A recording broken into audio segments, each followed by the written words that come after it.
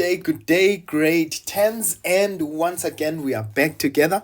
And this time we'll be looking at graphs of motion, and in particular, I want to be looking at velocity versus time graphs. So if you haven't subscribed, please just do the right thing and hit that subscribe button. All right, and I just want us to get into the gist of what we have to learn today.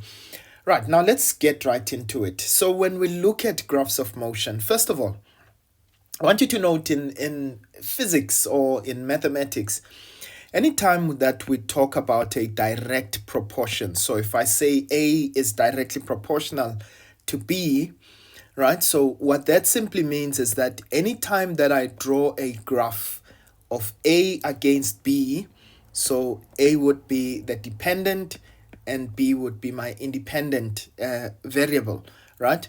So anytime that I draw a graph of two things that are proportional to each other, it will always end up as a straight line graph. Whether that straight line increases or decreases is really dependent on our independent variable, right? So if I have A directly proportional to B, and I say to you, draw A against B, then it will be a straight line graph. Now note that once you put an equal sign, if I say to you A is equal to, note that what we need to now do is to put a constant, right? So whatever that constant may be, right? So I'm going to put K as a constant. So if K is a constant, then we can infer that A is directly proportional to B. All right. So I'm going to come back to this, right? You'll see how we are going to apply it. But suppose that I said to you A is inversely proportional to B, right?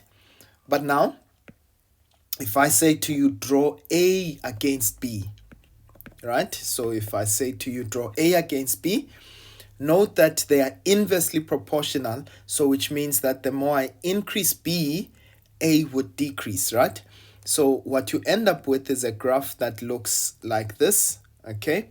So we end up with a graph that shows us that as we decrease, or rather as we increase B, A would actually decrease, right? It's a hyperbola.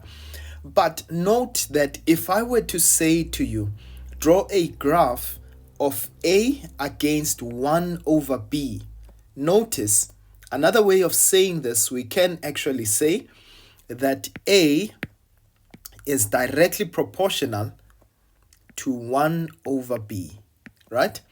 So what is proportional to what? So A is proportional to 1 over B. So if I were to draw the graph of A against 1 over B, then because they are proportional to each other, it will actually be a straight line. Right, so I want you guys to note that, okay?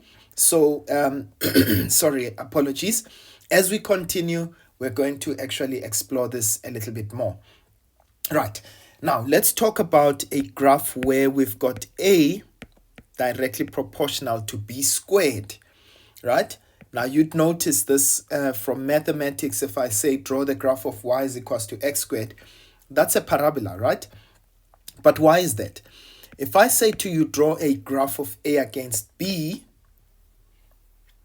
then in this case that becomes a parabola like that. Okay, so that means that for every single increase in B, A increases by the square of it. Okay, so we end up with a graph that looks like that. However, once again, if I were to say to you draw a graph of A against B squared, notice A is directly proportional to B squared. So that means if I draw A against B squared, it will end up as a straight line. Ladies and gents, I want you to please appreciate the fact that every single time, right, if I were to put an equal sign, I have to have a constant there. A is equal to KB squared. Now, if you think about mathematics, so if I say to you, draw the graph of y is equal to x squared, so what's our constant there? Our constant is 1, right? The coefficient of x squared. And I end up with a parabola y because I'm drawing the graph of y against x, okay? not the graph of y against x squared. But if you were to draw the graph of y against x squared, then you will end up with a straight line. Okay, right. Now, ladies and gents, of course, if I were to find out that a against b, right, is a constant. All right, so let me say a is a constant, right? So that means that a is not affected. So if I say to you a is not proportional to b, right? So meaning that it doesn't matter how you change the value of b, a will not be affected. So if a is a constant, or if a is not proportional to b, in this case I end up with a graph. If I draw the graph of a against b, right, we end up with a straight line like that. Okay, right, so notice, what does this say to me? It says no matter how much I can increase the value of b, my value of a remains exactly the same, right? So that is what happens, ladies and gents. Now, let's talk about equations of motion. I know that we haven't touched on them as yet, but that is what we're going to be covering, right, in the next few episodes. So if I were to look at equations of motion, so we use Vf is equals to Vi plus A delta t. That's the first equation. Vf squared is equal to Vi squared plus 2A delta x. Right, I'm going to explain these a little bit more. So I've got delta x rather, okay, which is Vi delta t plus 1 over 2A delta t squared.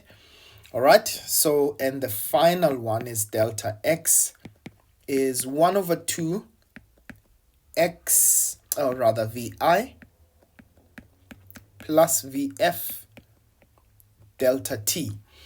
Now, usually, well, we say that Vi is our initial velocity,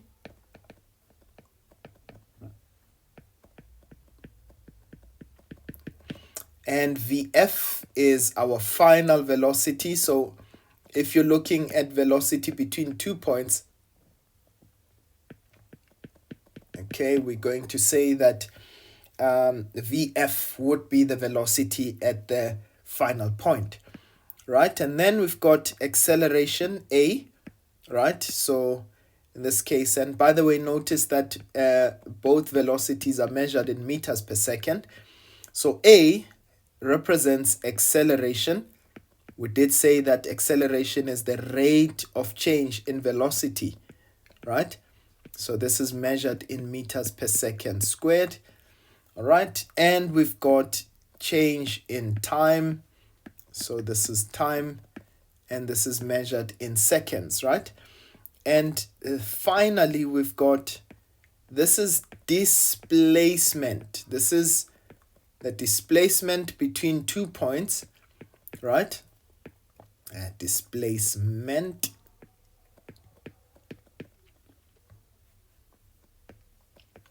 And this is measured in meters, right? Now, ladies and gents, I want you to please note the following, right? I'm going to just take the first equation, and now I'm looking at final velocity. Now, let's just assume that our initial velocity is 0. So what do we end up with? We end up with Vf is Vi plus A delta t. But we notice that Vi is 0, okay? So which means this goes away. So we're left with Vf is equal to A delta t. Now notice that every time we deal with acceleration, we always deal with a constant acceleration, okay? So which means our acceleration, our A value is constant. And so what does that do? It means that the final velocity is directly proportional to time. So that is why, ladies and gents, when you're going to draw a graph of velocity versus time, you will always have a positive, or rather a straight line graph.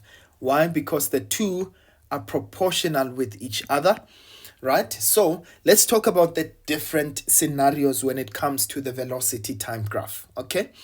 Right, so what is this showing me? It's showing me, first of all, that the velocity is increasing, right, with time. So this is increasing with time. So velocity, actually, it's the other way around. This is time, and this is velocity in meters per second. Apologies there.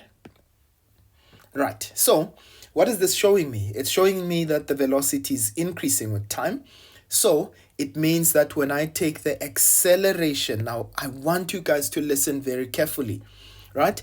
In a velocity time graph, the gradient of the graph, now notice, how do I get the gradient? Right, in mathematics, we always say change in y over change in x. But now what is my y? My y is v. So this is change in v divided by change in t, which is my x values, right? So I'm not sure if you guys actually recognize this, right? The rate of change in velocity, what is it? It is the acceleration, right? So we know that the gradient underneath our velocity time graph will always represent the gradient, the acceleration of, the acceleration rather, in that case, right? So now, I want you to note, okay? So if I were to say, right, now determine the acceleration of a, of something that is moving. So you know that if I am given a graph, I am going to actually calculate that acceleration by using the gradient underneath the graph, okay? Now, two things that you meant to realize in a graph. So notice again the area underneath the graph. Now, depending on the type of shape that you've got, right? This time around, I've got a triangle, right? So if I take the area underneath this graph, okay? Let me just use a different color there. So if I were to use the area underneath the graph, okay, so there is the area underneath the graph. We have shaded it there, right? So what does the area underneath the graph represent? Well, the area in this case, notice this is going to be half base times height. So our base is time, right? Okay, and our height, I want you to note there, our height represents the velocity, right? So the velocity is our vertical height over there. So now this tells us that if I were to consider the area underneath the graph, right, I would say half of the time multiplied by the velocity, right? And so I'm going to write it down as half of my velocity against time, right? So that's half of the velocity multiplied by the time. Now I want you guys to note, okay, half remains a half, but if I took a velocity is measured in meters per second, and if I multiplied it by time, which is in seconds, what does that give me? Right? So notice this is exponent 1. The bases are the same there. So what are we going to have? Minus 1, right? Plus 1. So that would give us 0, right? So this would be equal to meters seconds to the power 0, or to the exponent 0. And so anything to the power 0 gives us 1. So this is meters times 1, which would give us meters.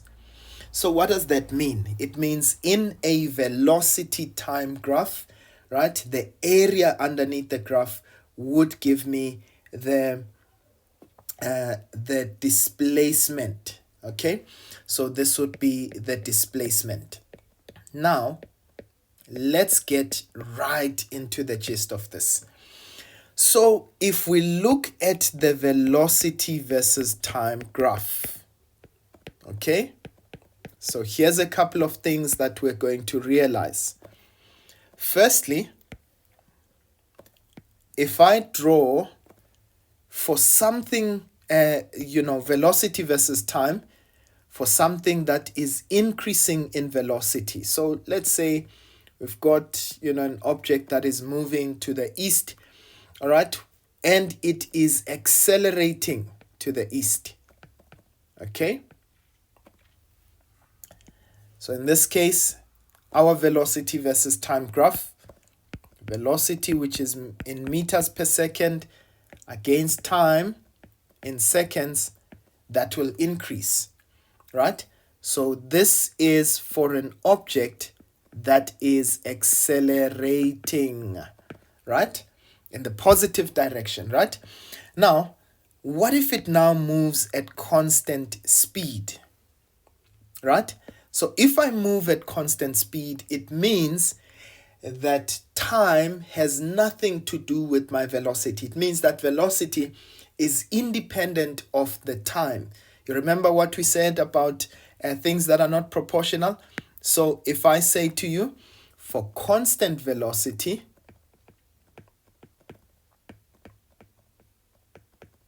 right? So this is for constant velocity. So what type of graph am I going to have?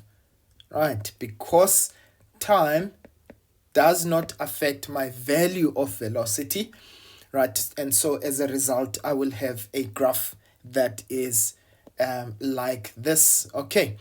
Right, because they're not proportional to each other. But let's talk about now for something that is slowing down, right? So if I am slowing down, okay, so what would my graph look like? Okay, suppose I already had a velocity.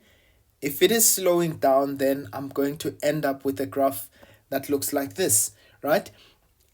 That is, time progresses, what's happening to my velocity? My velocity is decreasing, right? So I've got a decreasing velocity with time, and as a result, I will have a graph that is shaped in that manner. Right, so now let's look at what happens. Let's suppose that now this person decides to reverse. Now notice that velocity is a scalar quantity, ladies and gents, right? So if I decided that east is positive, then if I'm moving west, right, then it means that my velocity would be negative. Remember, it is a scalar quantity, so it does actually, it is quantified in terms of magnitude as well as direction. So this is time in seconds, this is velocity in meters per second. Now note what's going to happen if something is reversing. So this is on the positive side of my velocity, this is the negative side of my velocity. So I am going to have, let's say it is moving faster and faster, right, in the opposite direction. So I am going to have a velocity that is increasing, right, and I'm putting that in inverted commas, in the negative direction, right? Notice in this case that in terms of magnitude it is increasing, right? It is the direction in this case that is negative. And so we should be very careful, ladies and gents, when we are dealing with physical science, because if we take -6 and 4 newtons, I know mathematically we would say, well, -6 is less than 4. But remember, these are actual values. So it means this person, let's say, is pulling in that direction at 6 newtons and the other one is pulling at 4. Which one will win? Of course, it means this one is pulling at a higher velocity, a higher force, a bigger force, right? So as a result, the negative does not necessarily tell us about how big the force is, okay, or the quantity is, but it merely represents direction. Okay, so this is what increasing velocity in the opposite direction looks like. Okay, and then finally, ladies and gents, if I were to look at decreasing velocity in the opposite direction, right? So in that case, I would have a graph that looks like this. So it's telling me that my velocity is getting smaller and smaller, but it is still going in the opposite direction. Okay, right. So I hope this makes sense, ladies and gents, because I want us to now start applying this, this knowledge. Right, we're going to keep it to the velocity time graph for now. Right, we're going to talk about the position time graph in our next video.